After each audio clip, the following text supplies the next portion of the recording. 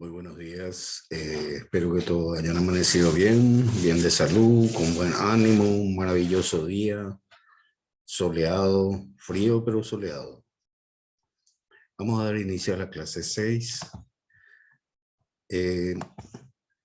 Esta ya es prácticamente la penúltima clase, razón por la cual va a ser un poco más larga que la de costumbre. Bueno, comencemos. Medidas de emergencia y control de incendios es nuestra materia. En esta ocasión vamos a tocar conceptos básicos de la salud ocupacional. Ya tocamos en la clase anterior la brigada de emergencia, lo volvemos a reiterar en esta clase. ¿Por qué? Porque esta clase, como les dije, es la penúltima clase. Entonces vamos a hacer una compilación y un desglose, más bien para tratar de compactar todo lo que dimos hasta ahora. Es un grupo encargado de velar por la seguridad y bienestar integral de los trabajadores dentro de las instalaciones confortables y seguras que generan una respuesta de control inicial ante emergencias. ¿Cómo organizar una brigada? Determinar qué tipo de brigada se necesita, qué responsabilidad y qué recursos dispondrá para utilizar. Evalúe los riesgos existentes, que fue lo que hablamos la vez pasada, es ver de qué punto a qué punto me afecta y qué tipo de riesgo es el que me afecta.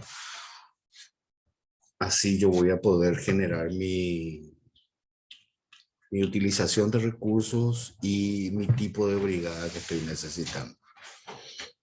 Hay que analizar también la vulnerabilidad de las áreas, determinando el número de brigadistas necesarios, definiendo la clase, el nivel y el tipo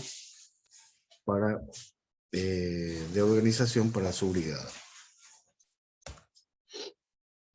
Motivar a todos los empleados trabajadores para conformar la brigada de emergencia. ¿Por qué? Porque hemos hablado de que la brigada de emergencia es algo ad honorem o algo voluntario. Definir los recursos y la estructura. Suministrar los equipos de protección personal, que serían, por ejemplo, para la brigada de primer auxilio sería botiquín, camillas, férulas, suficiente cantidad de elementos, bebederos, collarines. Incluso si en alguna organización aplicar y fuera de la envergadura necesaria, requiere también tener un desfibrilador eléctrico automático, el famoso DEA. Realice la capacitación de la brigada, diseñe un programa de capacitación y entrenamiento, dé a conocer y presente la brigada de emergencia a la empresa, defina las actividades de la brigada para un semestre. ¿Qué vamos a hacer? Vamos a practicar una vez al mes, vamos a hacer movimiento de mangueras, vamos a hacerlo cada 22 días. Entonces ya depende del tipo de riesgo y el tipo de organización y recursos que dispongamos para hacerlo. Ejecute un sistema de seguimiento de actividades y acciones de la brigada. ¿Cuáles son sus funciones antes? Se previene, realiza un control sobre las principales amenazas, identifica, analiza las condiciones de riesgo, realiza las inspecciones, sean estas periódicas, mensuales, trimestrales o semestrales, ya dependiendo del tipo de nivel de riesgo que tenemos. Establece sistemas y modalidades de respuesta ante las posibles emergencias. ¿Cuáles son sus funciones en el durante? En el durante es responder con acción, atención en el momento de la emergencia. El después es restablecer con el mayor cuidado y la mayor brevedad las condiciones de seguridad. Encuentra las causas que favorecen la presentación de la emergencia. El plan de emergencia debe contemplar una brigada con 3 especialidades, que sería primero auxilio, incendio y evacuación, que son los básicos que se necesitan en toda empresa, sea cual fuera la naturaleza de su función. La brigada de emergencia en todo lugar de trabajo deberá disponerse de un personal adiestrado, con métodos, equipos, materiales adecuados y suficientes para la prevención y extinción de incendios. Los establecimientos de trabajo, por sus características industriales y tamaño de sus instalaciones, establecerán entre sus trabajadores una brigada constituida por personal voluntario debidamente entrenado. Esto es, a modo de ejemplo, una parte que habla sobre el control de emergencia entre relación con la selección y capacitación de brigadistas, disponibilidad de planes de emergencia específico y de evacuación a cargo de las brigadas en caso de emergencia. Más información sobre lo que tiene que ver con un plan de emergencia lo van a encontrar en el otro PowerPoint que les voy a hacer, se llama luego planes de emergencia. Eso necesito que también verifiquen y procedan a la lectura, ya que el mismo va a servir como material de examen. Por favor, necesito que revean también eso. La responsabilidad es la asignación de recursos, tiempo, capacitación, es del empleador. La organización y funcionamiento de las brigadas, la estructuración de un plan de emergencia requiere de la colaboración de todos los trabajadores en todos los ámbitos. ¿Por qué? Porque la responsabilidad del empleador es simplemente asignar recursos, tiempo y capacitación. ¿Qué es una emergencia?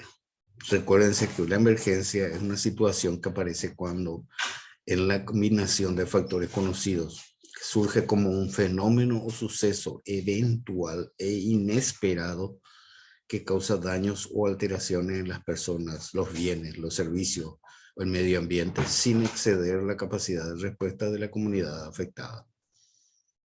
¿Por qué habla de comunidad? Porque puede ser eh, un grupo de habitacional, también puede ser un edificio departamental, puede ser una escuela, puede ser un hospital, todo tipo de local que tenga un conglomerado de personas necesita tener una capacitación sobre lo que es las emergencias y los peligros que conllevan el estar en ese ambiente.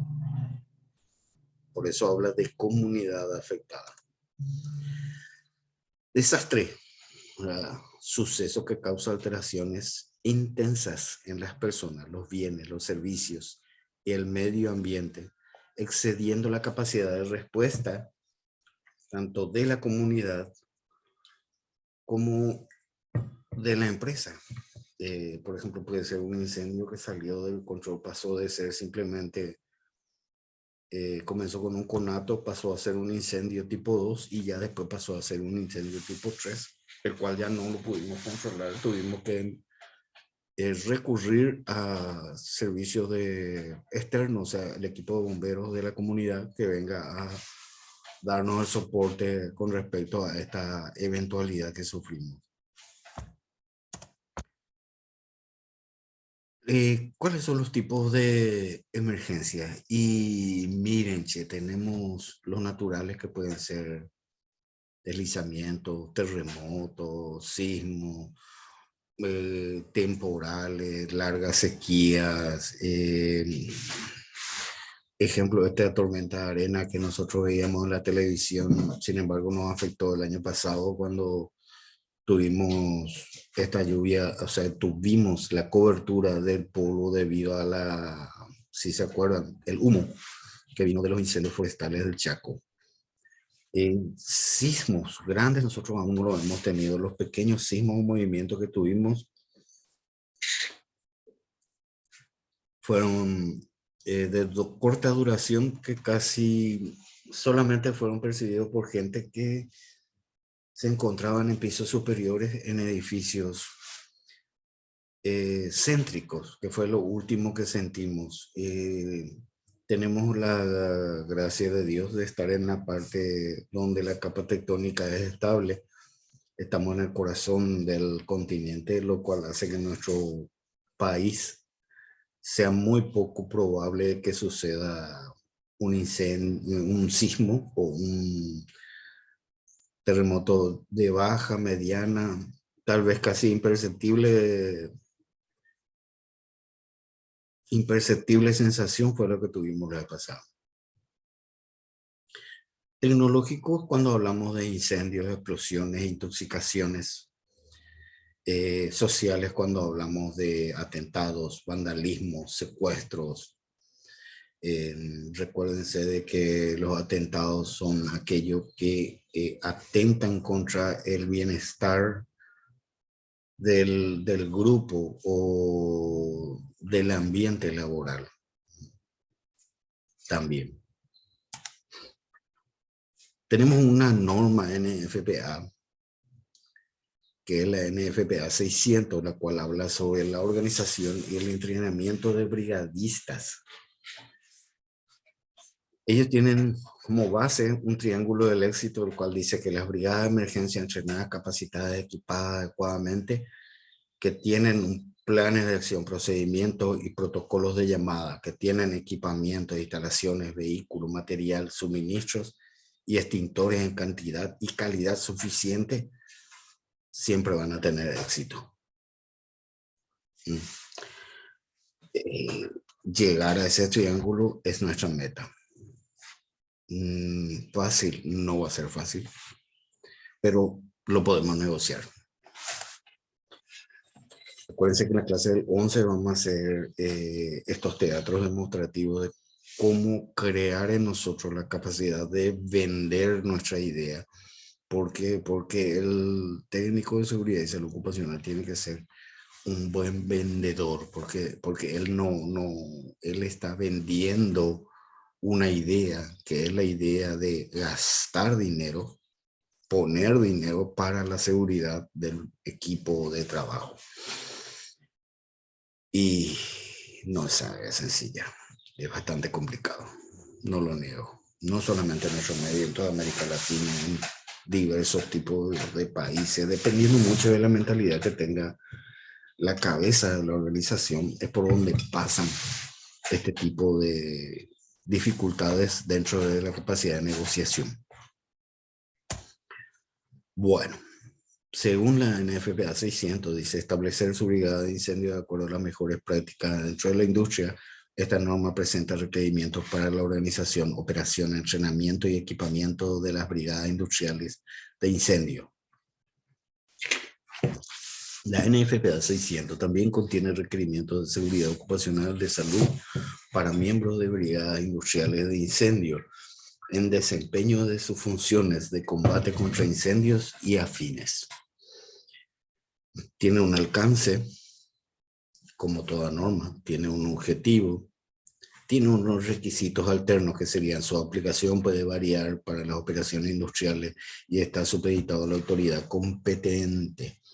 Acuérdense que nuestros brigadistas no son más que voluntarios administrativos. Siempre debemos respetar la cadena de mando cuando viene. Nosotros, si estamos a cargo de un comando de incidentes, que es lo que vamos a tocar más adelante, debemos de ceder ese pequeño espacio. Requisito para las brigadas. La administración general sería evaluar los peligros, mantener un adecuado control de los riesgos, asignar las tareas específicas a la brigada, darle una organización adecuada a la brigada, elaborar estatutos o reglamentos. Los reglamentos los deben de organizar los miembros de la brigada. ¿Por qué? Porque debe ser algo que, imagínate, ya es un servicio voluntario y la administración no puede ingerir en ese tipo de servicio para la empresa. Entonces, ¿qué pasa? Hay que darle la colaboración a ellos mismos, que ellos mismos se impongan. No, nosotros vamos a tener una práctica de tal hora a tal hora, se respeta tantos minutos de tolerancia, una vez o dos veces sin notificación se puede dejar de asistir. Esas son cosas que ya son reglamentos internos que deben elaborar, porque así es la única forma de mantener esa disciplina dentro de lo que es el funcionamiento de la brigada. Si no, va a ser un mejunje, una mezcla de gente que está ahí como una pelota dentro de una canasta. No se queda, está constantemente girando. Establecer políticas para el ingreso de brigadistas. Esto debe estar contemplado dentro de lo que es nuestro plan de emergencia. Debemos establecer si van a ingresar, no van a ingresar, bajo qué condiciones, bajo qué tipo de incendio estarían entrando. Tenemos que clasificar Los incendios, acuérdense de eso, los tipos y la clasificación son diferentes. ¿Mm? Establecer líneas de autoridad y asignar responsabilidades, asistir a todas las capacitaciones según el cronograma previamente elaborado, contar con un sistema de manejo de incidentes, accidentes e involucrar las instituciones municipales de ayuda. Cada vez que vamos a tener una práctica debemos poner en conocimiento de la autoridad zonal. Vamos a hacer una práctica de evacuación en tal fecha, en tal horario, de tal hora a tal hora, técnico encargado fulano de tal, brigadista fulano, mengano, sultano y perengano.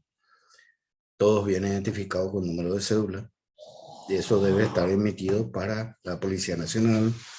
Debe comunicarse también a los bomberos de la zona si vamos a hacer prácticas contra incendios. Si vamos a hacer prácticas de primer auxilio, debemos comunicar a la policía de la zona y también debemos comunicar al servicio de emergencia si lo hubiere en el circuito o en la comunidad que nos corresponde desempeñar la tarea en nuestra empresa. ¿Mm? Acuérdense que eso es muy importante. ¿Por qué? Porque nosotros podemos estar haciendo una excelente práctica. Mi brigadista puede ser un Dream Team. Pero ¿qué pasa si de repente tenemos el famoso hombre caído, que es el que estamos practicando, y le alzamos en una camilla, le empotramos, le llenamos de férula y le procedemos a empaquetar como para entregarle, y mientras están corriendo nuestros brigadistas, alguien saca una foto? Acuérdense que los medios masivos, las redes sociales, producen un boom diferente hoy por hoy, lo cual hace que sea muy rápido la propagación o la difusión de imágenes no correspondientes al evento. ¿Mm? Porque somos muy opinólogos. Opinamos mucho sobre lo que vemos sin saber la circunstancia en la cual se está desarrollando las cosas.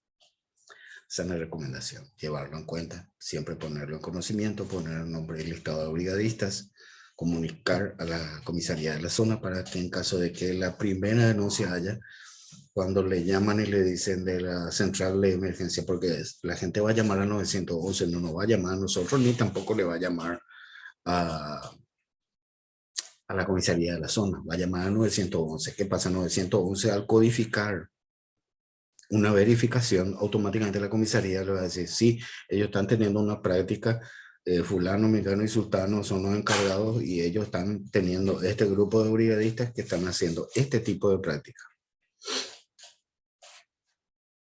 Llévenlo en cuenta. Adoptar normas para mejorar el desempeño, mantener grado mínimo de conocimiento y habilidad, manejo de una brigada de emergencias, antes que atender es prevenir. Esa es la función de una brigada. Funciones de la brigada o grupo de emergencias tiene que crear una cultura de la prevención antes de las emergencias, durante las emergencias y después de las emergencias. Tiene que haber un antes, durante y después de nuestros brigadistas. ¿Cómo contemplamos nuestro reglamento? Bueno, esto es una base. Mírenlo, por favor. Hay una política de la empresa, hay ya un programa de salud ocupacional, el cual tiene un alcance, tiene objetivos. Nosotros debemos de poner las funciones y la clase de brigada. Debemos organizar el grupo, debemos ver los equipamientos de seguridad, los exámenes médicos si fuese necesario. Estamos hablando de aquellas brigadas HAZMAT o brigadas de materiales peligrosos que son los que necesitan este tipo de exámenes. Debemos establecer el tiempo y la frecuencia. Para cualquier actividad de emergencia o no, la seguridad personal es lo más importante. Eso no olvidarlo bajo ninguna circunstancia. Requisitos físicos, mentales de salud, programas periódicos de entrenamiento, deberes y responsabilidades de los brigadistas, sanciones, protección personal, uniformes, emblemas, motivación, premiaciones. Son distintos tipos de analogía que podemos utilizar de acuerdo al grupo que estamos manejando. El grupo etario es el que nos va a decir o indicar qué tipo de estrategia va a ser la efectiva para mantener la motivación de nuestros compañeros. Tenemos algunos códigos, algunas siglas y algunas explicaciones que tienen que ver con respecto a la norma NFPA. Entramos a hablar de la brigada de búsqueda y rescate en estructuras colapsadas. Acuérdense que la estructura colapsada no solamente quiere decir que se debe desplomar el edificio, también puede ser algún elemento que esté en depósito o algo perteneciente al layout interno de la planta. Es una acción desarrollada en espacio destinado al uso humano que ha causado un fenómeno natural o producido por el hombre. Sufre daños considerables en sus elementos estructurales portantes, produciéndose su destrucción parcial o total, quedando a causa de su configuración y distribución espacios vitales que pueden permitir la sobrevivencia de personas atrapadas en sus escombros. Después está el rescate en espacios confinados, acción desarrollada en un lugar de limitaciones de entrada y salida sin ventilación natural que puede contener o generar contaminantes tóxicos, atmósfera deficiente de oxígeno y inflamables que no está destinado a la ocupación de personas, por lo general forma parte de un proceso industrial. Bueno. Cuando tenemos un desplome estas son solamente dos formas de desplome que pudiéramos tener de elementos dentro de la planta. Si existe un desplome en forma de V, hay mucha probabilidad de conseguir rescatar personas con vida. Pero si digamos la estructura colapsada es en forma de apilamiento, es muy poco probable que consigamos personas con vida para rescatar. Pues tenemos también lo que son del tipo suspendido. El tipo suspendido podemos encontrar, pero también tenemos muchas partes que pueden estar todavía en el punto de desprendimiento. Cuando se cae apoyado el piso, podemos encontrar, no solamente podemos salvar un mayor número de vidas, sino también un mayor número de cosas. Bueno. La calidad, seguridad es un conjunto de actividades. Productos con calidad serían parte de un proceso seguro. Prevenir defectos en los productos es prevenir daños en la salud de los trabajadores. La necesidad comercial debe obligar a mantener una obligación legal a la empresa. Esto es la base de un sistema de calidad y de CISO. Si queremos un producto de calidad, tenemos que tener un proceso seguro. Si queremos prevenir defectos en los productos, tenemos que prevenir daños en la salud de los trabajadores. Si hay una necesidad comercial, tenemos una obligación legal que debemos cumplir. Salud y social de los empleados en sus sitios de trabajo. Condiciones y factores que inciden en el bienestar de los empleados, trabajadores temporales, personal contratista, visitante y cualquier otra persona en el sitio del trabajo. Acuérdense que habíamos mencionado de que todo aquel que se encuentre dentro del predio de la institución está a cargo de nosotros, sea cual fuera la naturaleza por la cual él se encontrara dentro del predio a nuestro cargo. Peligro es una fuente o situación potencial de daño en términos de lesión o enfermedad, daño a la propiedad, al ambiente de trabajo o una combinación de ambos. Riesgo es la probabilidad de ocurrencia de un evento, combinación de probabilidades y consecuencias de que ocurra un evento peligroso específico. Factor de riesgo es la existencia de fenómenos o acciones humanas componentes del ambiente laboral que puede provocar daño en la salud de los trabajadores, en los equipos o en las instalaciones. Incidente es un acontecimiento no deseado que bajo circunstancias diferentes podría haber resultado con lesiones o personas o las instalaciones. Evento que generó un accidente o que tuvo un potencial para llegar a ser un accidente. ¿Qué es un accidente de trabajo? Es un suceso repentino que sobreviene por causa o con ocasión del trabajo y que produce daños a la salud, invalidez o incluso la muerte. Enfermedad profesional es el daño a la salud que se adquiere por la exposición a uno o varios factores de riesgo presentes en el ambiente de trabajo. Programa de salud ocupacional consiste en el diagnóstico, planeación y organización, ejecución, control y evaluación de todas las actividades tendientes a preservar, mantener y mejorar la salud individual y colectiva de los trabajadores con el fin de evitar daños posteriores. La brigada de emergencia debe contar con sus programas de salud ocupacional, que serían medicina preventiva, medicina del trabajo, higiene industrial, en el cual está contemplado los riesgos, las enfermedades profesionales, seguridad industrial, que habla sobre accidentes de trabajo. Medicina preventiva y del trabajo.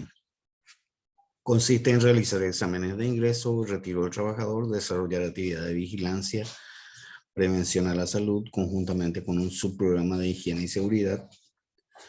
El industrial, que incluirá también accidentes de trabajo, que significa esto AT, y enfermedades profesionales, que significa este EP. Informar al empleador sobre los problemas de salud de los trabajadores para tomar medidas preventivas y correctivas. Organizar las brigadas de emergencias, primeros auxilios, incendios, etc. La seguridad industrial es el conjunto de actividades destinadas a la identificación, evaluación y control de los factores de riesgo o condiciones de ambiente laboral que puedan producir accidentes de trabajo. Higiene industrial, conjunto de actividades destinadas a la identificación, evaluación y control de los factores de riesgo del ambiente de trabajo que pudieran alterar la salud del trabajador, generando una enfermedad profesional. Causa y consecuencias de los accidentes. Los factores de riesgo son tan variados como tipos, circunstancias de trabajo. Existen por eso que cada año se escriben miles de artículos explicando la naturaleza y complejidad de los errores que ocurren, en los que incurren los trabajadores, y los problemas generados por la realización de las labores que causan accidentes profesionales y ocupacionales en todo el mundo.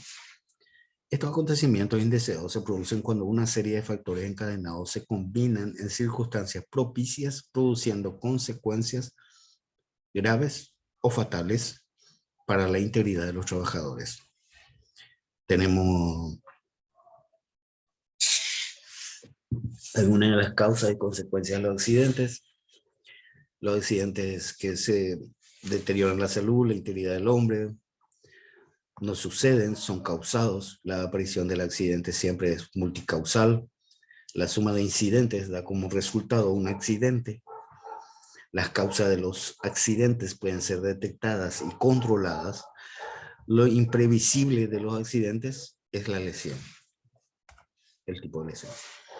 Secuencia causal de los accidentes: falla en los controles, comenzamos por ahí. Después tener las causas básicas, causas inminentes, tenés el accidente en sí, las lesiones producidas en el accidente y las pérdidas que deseamos de todo corazón, dentro de nuestro punto de vista objetivo laboral, sería que sean pérdidas materiales, no pérdidas humanas. Bueno, la combustión es el proceso físico mediante el cual un elemento sólido, líquido o gaseoso se descompone a una velocidad determinada generando luz y calor. Eh, Estas son algunas imágenes sobre la teoría del fuego, el cual hemos tocado no solamente una vez, lo hemos tocado ya 4 o 5 veces durante todo este curso. El triángulo de fuego a tener en cuenta: el oxígeno, calor o temperatura, material combustible. Acá están los tipos de combustible comunes, pueden ser sólidos, líquidos o gaseosos. ¿Qué es lo que convierte al oxígeno como comburente o oxidante? Bueno, el oxígeno que nosotros respiramos contiene 78% de nitrógeno, 21% de oxígeno, y ese 1% es varios. Varios. ¿Qué quiere decir varios? Y el CO2 que producen los vehículos al moverse, otro tipo de vapores que se encuentran en nuestro entorno, gente que fuma, cualquier otro tipo de olor desagradable o agradable que se encuentra en nuestro entorno.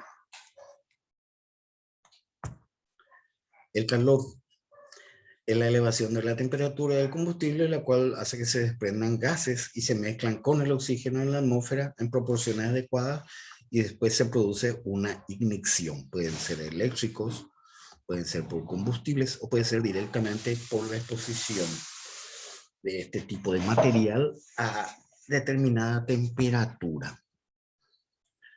¿Se acuerdan de nuestro tetraedro del fuego? ¿No? Oxígeno, calor, combustible, y en el medio tenemos las reacciones en cadena. Después tenemos las fases del fuego: fase inicial, o conato, que puede ser apagado con extintores; fase declarada o de combustión libre, que se puede extinguir con sistemas hidráulicos; y después ya está la fase incontrolada, en la cual debemos recurrir a los bomberos o apoyo externo para poder controlar. Transferencia de calor. ¿Cómo se da la transferencia de calor? Por radiación, por conducción o por convección. Repito, ¿cómo se da la transferencia de calor? Por radiación, conducción o convección. Clasificación de los incendios. Se clasifican de acuerdo al material combustible que se encuentre involucrado. Ellos son A, B, C, D o K. Eso es clasificación de fuego. Las clases de fuego según tipo de extintor, ya lo repasamos 1, 2, 3, 4, 5. Con esta es la sexta vez que estamos repasando. Me gustaría que lo fijen, que entre tenemos clase de fuego y clase de agente extintor de fuego, que son dos cosas totalmente, suenan iguales, pero son diferentes. Bueno, estas son las partes de un extintor. Me gustaría que lo fijen, lo piensen bien, ya que vamos a tomar un examen, sería oral, el día 11, durante la práctica, en el cual van a necesitar conocer estas partes. ¿Por qué? Y porque a cualquiera le va a tocar enseñarnos sobre esto. Le puede tocar a cualquiera de ustedes, así que me gustaría que todos lo repasen. ¿Por qué? Porque todos vamos a ser profesionales de esta carrera, entonces necesitamos tener esos conocimientos como base bien fija en nuestro subconsciente. Nosotros tenemos que tomar un extintor y poder dar una charla simplemente con el extintor en la mano y sin necesidad de tener un PowerPoint de apoyo o una película o un video de apoyo.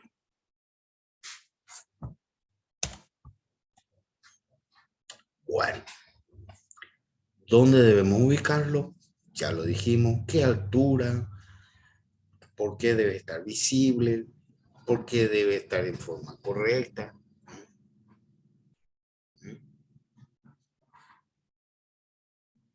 Ninguno está en forma correcta de estos que están acá.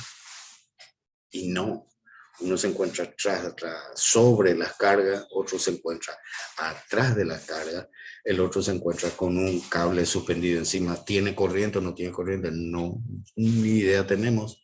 No tiene ninguna señalización, por lo cual debemos presumir lo peor. Nosotros como encargados de seguridad debemos presumir siempre lo peor.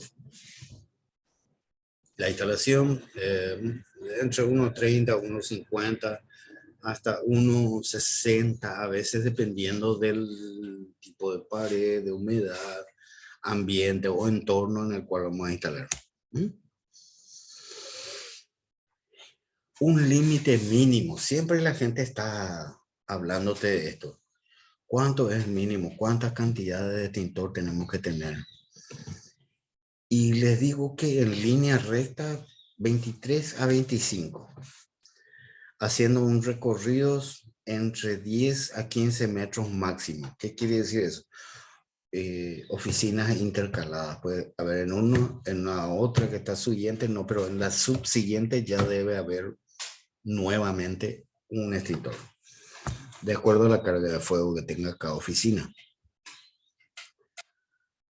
Forma de operación, acá nos indica cómo vamos a usar. ¿Sí? Las mangueras y los accesorios, nos hablan del tipo de manguera, no habla de los diámetros, la longitud que varía entre 15 y 30 metros. Yo recomiendo no tener desacoplada la manguera porque no es seguro y en un momento de emergencia es muy difícil controlar los nervios y no sabemos cómo le puede afectar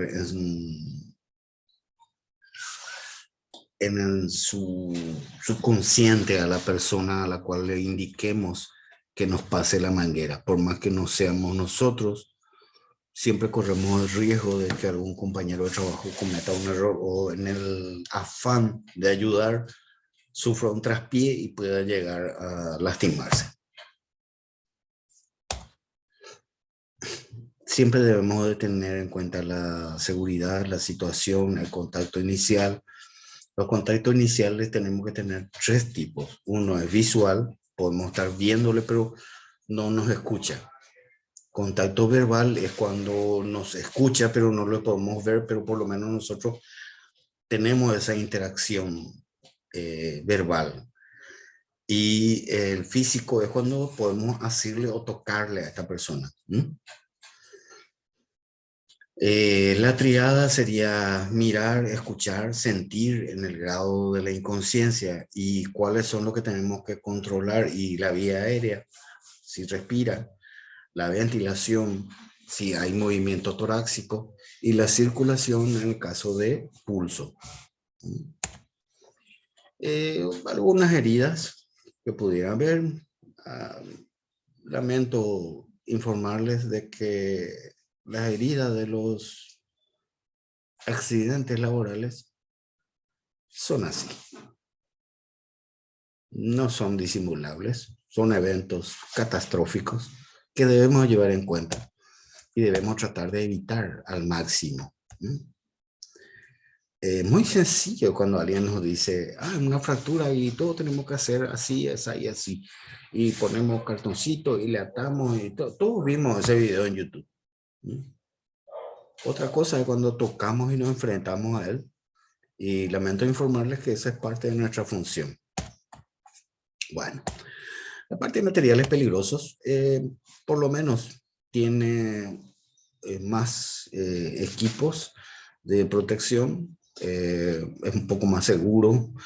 Además, nosotros definimos bien cuáles son los materiales, cuáles son nuestros desechos, y la identificación por su naturaleza, por la forma, por el color, por los recipientes. Tenemos distintas formas de identificarlos. Clasificación. Acá tenemos una clasificación básica que nos da la norma NFPA. Son la pictografía adecuada para cada tipo de riesgo. En este misceláneos están todavía contemplados también los tubos de fluorescente. Los tubos fluorescentes son los que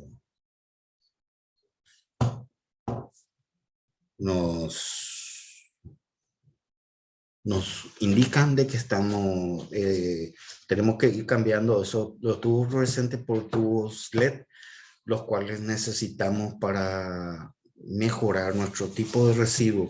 ¿Por qué? Porque nuestro tipo de residuo es un residuo combinado, por eso tiene la clasificación de misceláneo o producto vario. Es químico, es peligroso, punzocortante debido a su estructura, y es por eso que recibe esa clasificación. Esto es nuestro famoso diamante de fuego o diamante NFPA. Y a veces hay que compartirlo más catastróficamente con los compañeros para que ellos tomen conciencia de lo que están manipulando. Hablemos brevemente sobre lo que tiene que ver con un espacio confinado. Son aquellos que tienen una atmósfera propia, pequeños por longitud o por diámetro, de tal forma que son construidos para ser empleados, no son construidos para ser empleados como lugar de trabajo. Tienen acceso y salidas limitadas y es bastante complicado trabajar y depende mucho. Tenemos que tener muy bien identificados todos. Acuérdense que tenemos espacios confinados, no solamente digamos a cielo cerrado, también tenemos a cielo abierto, espacio confinado a cielo abierto. Acuérdense que el espacio confinado es lo mismo que trabajo en altura, solamente que en forma inversa. Acá tiene una mayor definición, una aclaración un poco más explícita con respecto a esto. ¿Cuáles son los equipos que necesitan mi brigada de emergencia? Y solamente valorando y haciendo una buena evaluación voy a tener un buen listado de los requisitos necesarios y los elementos de protección adecuados para mis brigadistas. Un espacio confinado, cómo entrar a un espacio confinado, normas para entrar. Acá llegamos a la parte, digamos la parte fuerte.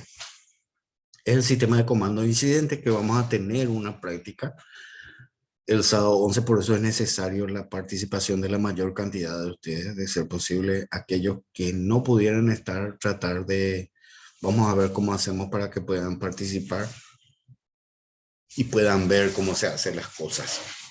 Porque una cosa es tan sencilla es mirar desde una proyección de PowerPoint o desde escuchar de una palabra de una persona que ya ha pasado por varios incidentes. Es distinto que pasarlo en carne propia. Esa mañana vamos a hacerlo de que la mayor cantidad de ustedes participe de este ejercicio para poder estar concienciados sobre el grado de responsabilidad que van a tener ante un incidente. Esto es una fase estructural, muy lindo el organigrama. Acá nos habla de puesto de comando, área de espera, base, un campamento. Inclusive acá nos habla de una base de helicóptero, área de concentración de víctimas. Y todo pues tenemos que manejar nosotros y dimensionar de acuerdo a los riesgos que tenemos dentro de nuestro local de trabajo.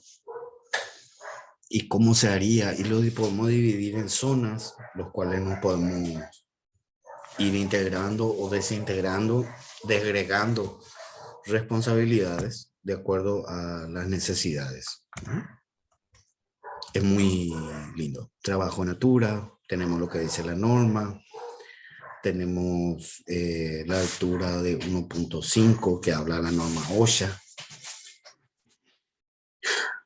La altura mínima o altura de nivel inferior al cual yo quiero trabajar de acuerdo a mis procedimientos de trabajo, yo los tengo que elaborar, pero yo los debo de poner por escrito.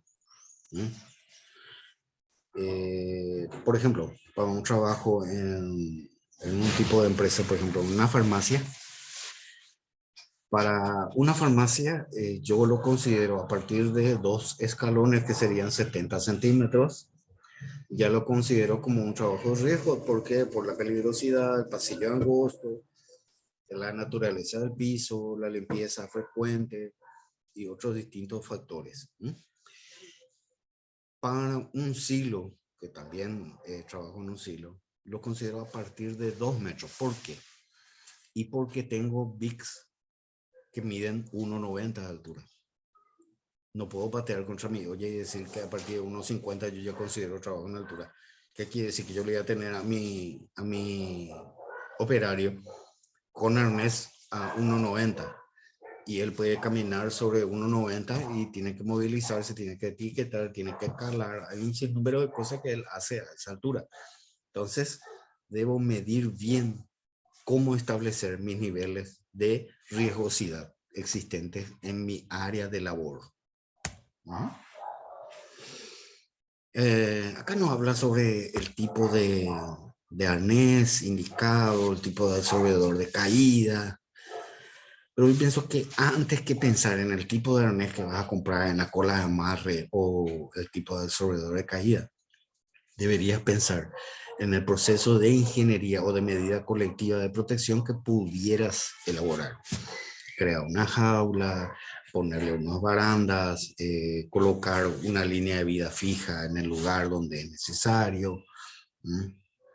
No preocuparte tanto por el tipo o la clasificación, que son muy importantes en el momento de hacer la adquisición de estos materiales, pero en tu evaluación de riesgo tiene que estar previsto primero las medidas colectivas, que serían las famosas medidas de ingeniería de procesos, que es el nombre que le ponen, un nombre chuchi, ¿verdad? Ok. También tenemos que insistir en lo que tiene que ver con la capacitación de nuestra gente para que se adapte, para que entienda el nivel de riesgo, entienda el nivel de peligro y el nivel de cuidado que debe tener. Trabajo natura. Acuérdense que tenemos el plan de emergencia, lo van a encontrar en la otra diapositiva, el cual espero que lo puedan leer y lo lean definitivamente. Punto de anclaje, línea de vida para desplazamiento, algunas disposiciones finales, trabajo en suspensión, cómo hacer, las normas de seguridad, esa es la famosa silleteada.